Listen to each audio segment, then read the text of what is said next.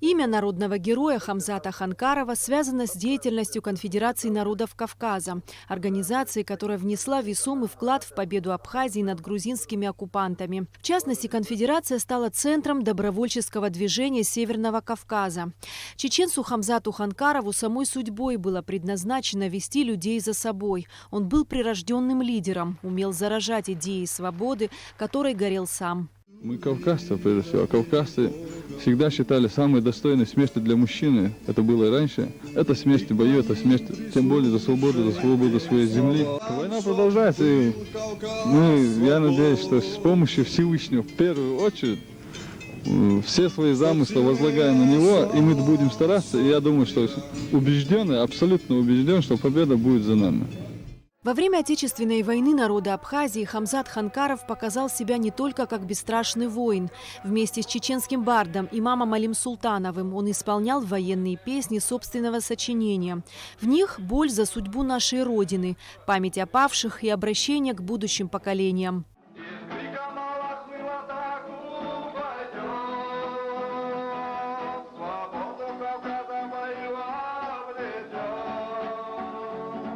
Эти военные кадры были сняты сотрудниками абхазского телевидения, журналистом Ириной Агрба и оператором Мизаном Ломия.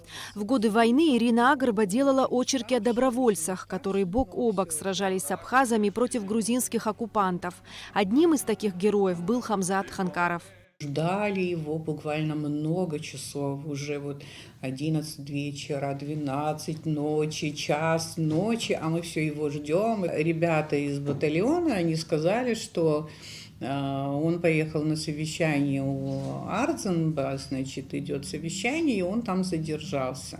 Но сам факт тоже очень важный, потому что он на самом деле общался близко с Владиславом Григорьевичем. Приехал ночью, где-то около часу ночи, по-моему, мы начали готовиться к съемкам, очень уставший, но все же, хотя он тоже такой супертым таким характером был человек, и сказал, давайте в другой день. Я сказала, нет, просто нет, да, вот так вот. И он взял гитару, сел и начал петь.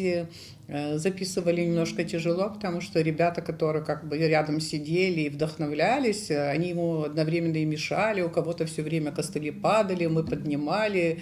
В общем, много шума и так далее. Тем не менее, мы записали большую серию его песен. Ребят, конечно, когда мы снимали, он не один был в кадре, конечно, в окружении, как обычно, все садились и на припевах все подпевали. Да, чтобы это все снять, конечно, одной камерой мы всегда работали, там возможности не было в то время одной камерой и без дублей, и хочется его в кадре держать, и окружающих, их восприятие, конечно, было сложно. Как-то панорамно все это одним кадром, не выключая камеру. Серия военно-патриотических песен вызвала у людей яркий эмоциональный отклик. Они стали по-настоящему народными. Их пели на фронте и в тылу, везде, где бились за свободу. Они стали таким толчком и затем символом, скажем, нашего оптимизма, нашей надежды. И особенно это касается песни, которая известна как гимн Кавказа. «Вставайте, вставайте, Кавказа, сыны». Да, Эта песня, это Ханкаров весь. Его идейные эти убеждения. И, видимо, это часть того, как он видел вообще Кавказ, его отношение к Кавказу и так далее.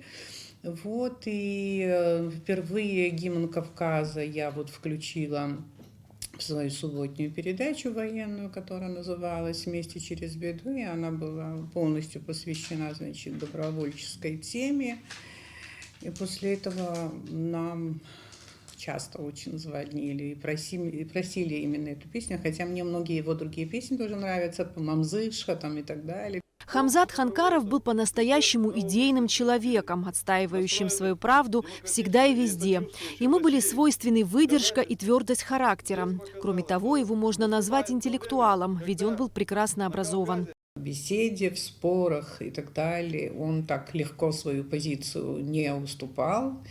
И свою позицию и свои взгляды, кстати, он высказывал очень аргументированно. Это очень подкупало.